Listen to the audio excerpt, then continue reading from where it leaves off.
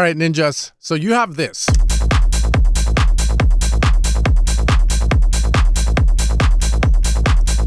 And I asked you to create an anthemic melody. How do you start? Now, many people won't be able to answer that question because sometimes when it comes with melody, it should come from the soul. It should come from you jamming out on the piano. And while I think those are the best melodies you're always going to get, it's always dope to have a little technique up your sleeve for when you have a client or when you're making a song for a set you're going to be having in an hour and time is of the essence. You take care of your family with music and you just got to nail the melodies out. How do you go about it? Well, in today's video, I'm going to show you guys real quick how you can easily make super sick melodies with just two simple things: rhythm and note selection. I'm going to have this melody playing from this preset that I have from Paradox Volume 6, you know, best techno pack out there. You guys want to check it out? Okay, and I want to start with the rhythm of the melody first. Now, if you can't come up with the rhythm yourself, what I recommend is following the path of Rick Rubin and Austin Kramer's Steal Like an Artist, where you look for source or you borrow and you steal like an artist. So what that means is, you know, these books all just talk about how music shouldn't just come from nothing. A lot of times you're going to find inspiration from stuff. And you can easily go, like, for instance, a good exercise would be going into a song, but from hardware real quick, or like maybe a different genre of music, find something rhythmic and copy that. So here I'm just going to kind of go and create a quick little rhythm.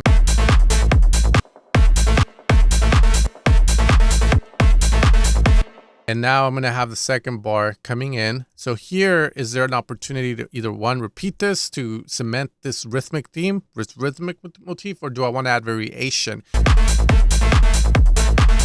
Right? You might hear something, follow the idea. There we go. So all we're focusing on is rhythm. Right? From here, you can add some variation at the end. And in this section, I just want to do something fancy so that I can teach you guys something dope. Because again, my goal is for you guys to be able to play your stuff out, or at least be proud to play it out and go like, this doesn't sound fucking bad. And, you know, be able to show it to people without getting that feeling. So one of the things that Space 92 does a lot, and I hear a lot with Maddox and some of the other techno individuals out there that many people look up to, is the ratchets. So if I create these big blocks, I could set my grid size in Ableton through here. If I set this to 1/32, I can do Command E and this splits it into just little MIDI notes that then I can highlight and shorten.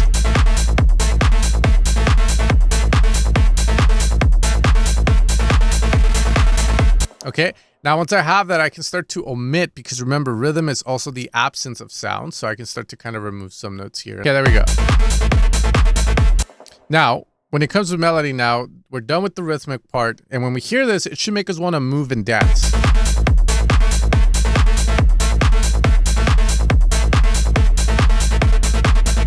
Okay, so before we get into note selection, I want to talk a little bit about music theory, because I'm going to show you guys two spots in techno, in hip hop, in anything where you want dark melodies or anthemic melodies that you can literally use to your advantage. Okay, so if we are in an A minor scale or any minor scale, there's two places where there's a lot of tension, and these places occur where the notes are bunched up in the scale. So if you notice, there's going to be two places in the minor scale before we repeat the octaves and go up to A3. And those places are going to be between the B and the C. These two are bunched up here. You can see here, the next note in the scale is D. So there's a note in between that. And then there's a note before we go to E, F, and vice versa, right? So there's only two spots in a minor scale where you're going to see two notes right next to each other. And that's what we would call a half step. These notes are moving a half step. And when you jump over the black note to get to the next note, we would do a half step, which makes a whole step. So these sections where there's half steps, or where the notes are bunched up, is where there's a lot of tension. So what that means is that if you ever want to create tension in a melody, you can try revolving your melody around these two sections if you want a lot of tension, because tension is what's going to make melody sound like, and it's going to allow you to resolve it, leading to really moments in the melody. Okay, something very important to keep in mind, because in techno, if you study it long enough and if you hear all these tracks on the Beatport's Top 100 and you start hearing everyone's music, the only thing that changes in terms is the sounds they're using, but a lot of times the rhythm and melodies repeat a lot. For example, here, if I wanted to write a melody real fast that I know will work without even thinking about it, I can use music theory to say, okay, if I know there's a lot of tension here, then I can just do this and this. I can do this. And this sounds good, and it's a very common thing that you'll see in techno or in anthemic melodies. And the reason for that is because, again, these two notes, there's a lot of tension. So when you're hitting the E is a safe note, because if we create the A minor chord out like so, right, the E is the seventh. It's the fifth, a perfect fifth of A. You know, it's the fifth. Like, so if you count 1, 2, 3, 4, 5, there's a very strong relationship there. So the E is super nice. It's super safe. However, the moment you hit the F, we instantly want to resolve back to the E, and that's why usually you will see a lot of people will do this, where it's like,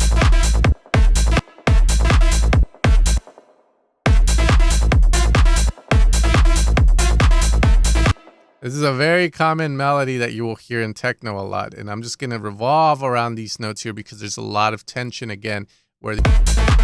Okay, and there we go. We have like a very basic melody with it.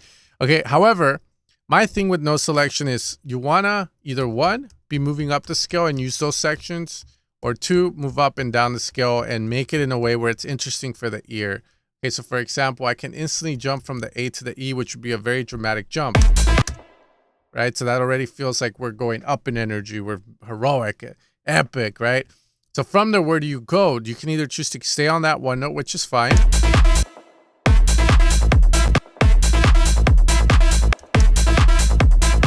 And that's totally fine. But now if I keep doing that, the melody becomes boring because there's no risk, there's no change, there's no tension. So I can start to incorporate that tension is by moving right into that F. And that F, it's making us feel a little like,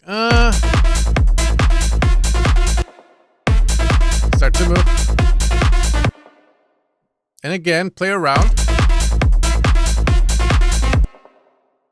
We can go up now, dun, dun, work our way down in an interesting way.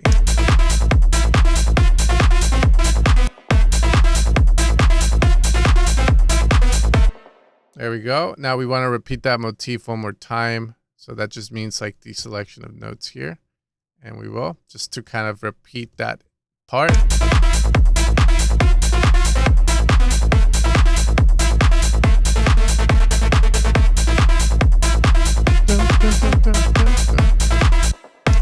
Playing around with these notes.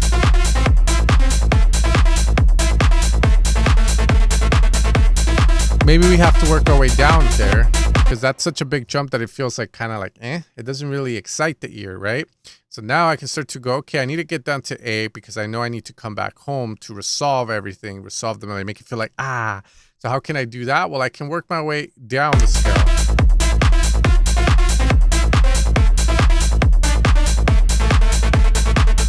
There we go. And then maybe we move these here and see how it sounds. Let's try this.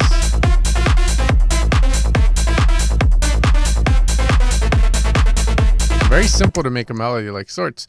Now from here, this melody does sound kind of vanilla-ish. What I mean by that is very basic, right? Dun, dun, dun, dun, dun, dun. So how do you raise the stakes up, right? So once we have the whole rhythm thing down, as we start to work on our melody, we're going to start to hear stuff. We're going to start to feel inspired. So now you're like, oh, I want to do, right? So you want to add little notes here and there. And then ratchets, like we were talking about before, Command E.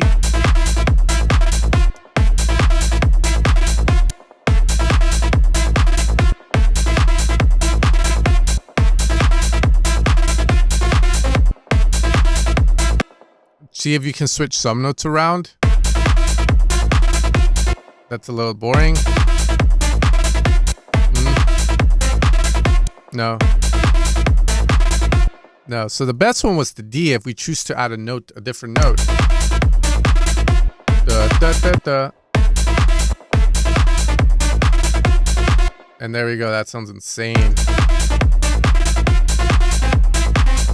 Okay, so now we're starting to make the melody even better, right? But the thing is, when we start with rhythm, we create a good foundation for our melody. And as we start to pick notes, the melody just sounds great. The problem when is like, if you're trying to jam out the melody and nothing's coming out and you're doing that for too long, you're going to get stuck. You're going to feel like demotivated. So sometimes it's easier to break it down into these little steps we're doing here, rhythm and note selection. So let's finish the melody off.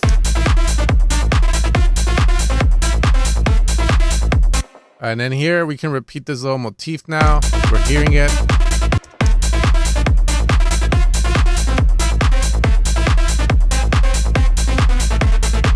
Okay, now as we did this change over here, the right side doesn't feel as good, right? So now we have to kind of go in, but the rhythm will somewhat stay the same.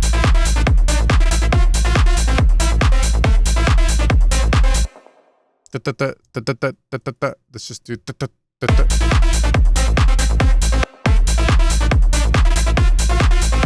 And then we could have that variation there. And now the melody's speaking to us. It's coming to us. And now this ratchet ending might feel a little weird, right? A little too like you're trying way too hard. So now the important part is acknowledging that and going, let's chill out a bit.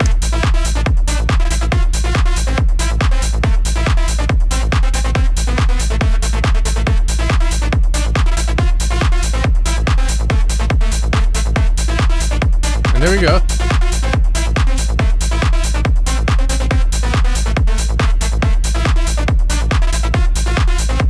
Having fun. Dun, dun, dun. And there we go. We have a really cool melody that we can use. And of course, go down. Feels like we're partying. Super sick. Right? Now, the other thing with melody that you have to keep in mind, right? Like the landscape, what I'm writing to right now sounds dope, right? Like it's just a rolling bass. It's some drums from Paradox Volume 6. But the important thing is that I have a good landscape, a good canvas to put my melody, to put my drawing on, to the point where it's fucking like you can hear that and go, damn, this is sick, right?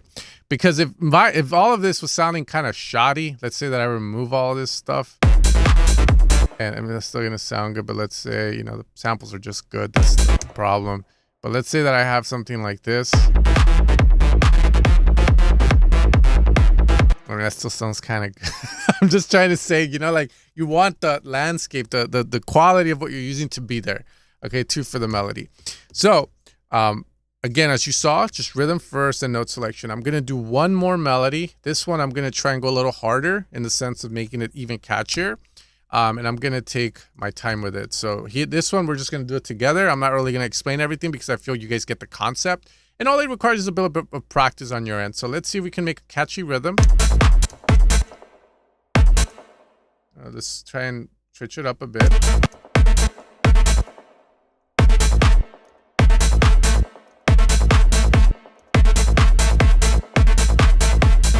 That's good. I'm going to repeat it.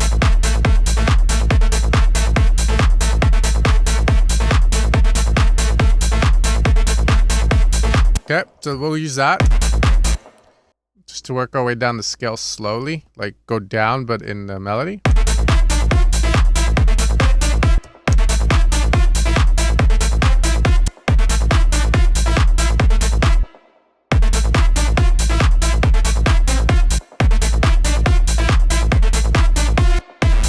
This works well.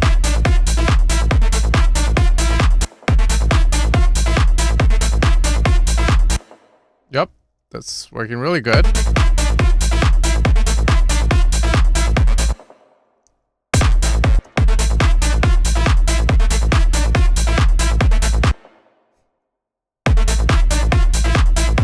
gonna finish the melody out. And then that last part we can do some variation as well. Just because we gotta come back home, make it feel like it goes somewhere. I can't keep doing that because it's gonna feel like it's the intro of a song, which seems to be a problem with many people, which tends to happen. So if I do this, right, it feels like it doesn't go anywhere, the melody, so it feels like a loop and it feels like an intro. So the way that you break that is by resolving the melody and by finishing it, which is making it go home. So the way we do that is, can add some variations here.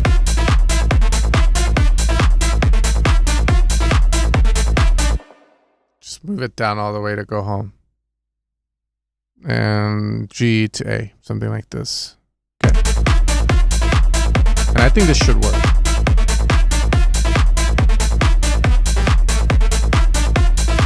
That was cool, but let's see if we can pick a better better notes, better notes.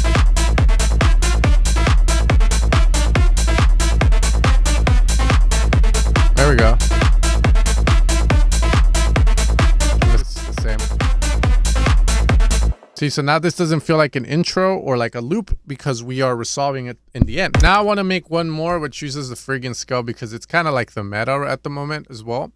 So the Phrygian scale, the only thing that's going to change with our scale is that instead of us having to play A to this B to C to D to E, this B changes to this B flat, which creates a lot of tension. Now the notes that are bunched up isn't here anymore. It's now between the home note and this, which will give us a lot of other possibilities for our melody to sound a little bit darker. So now again, we're just going to create a rhythm. This one, I'm going to make it more inspired by Space 92. So that way it's like,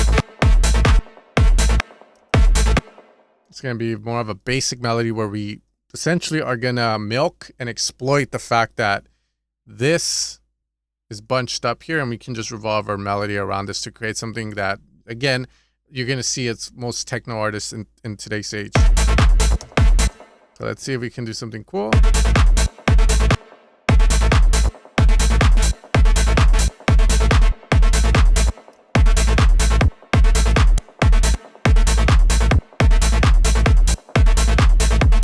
I'm just trying to make catchy melody, that's all. I'm shortening the notes down because I'm doing something a lot more faster.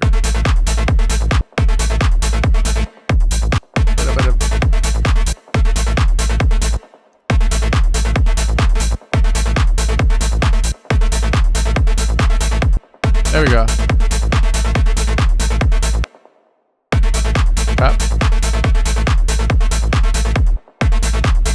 Maybe here we create a bit of contrast, little response, just variation.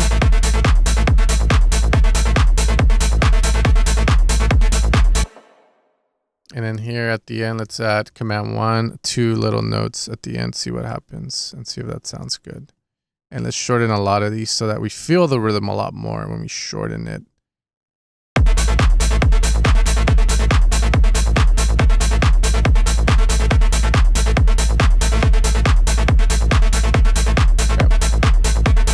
So now again, I'm going to abuse the fact that these notes here. And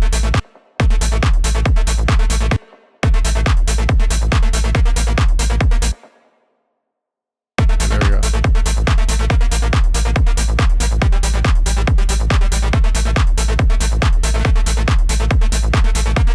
We have that really dope motif. If you wanted to spice it up more, maybe like we can move around a little more. See what happens.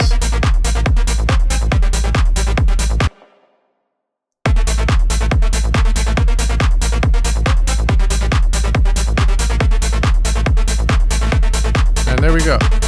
Another really sick melody for a song. Now if we change the sound, we change the vibe completely.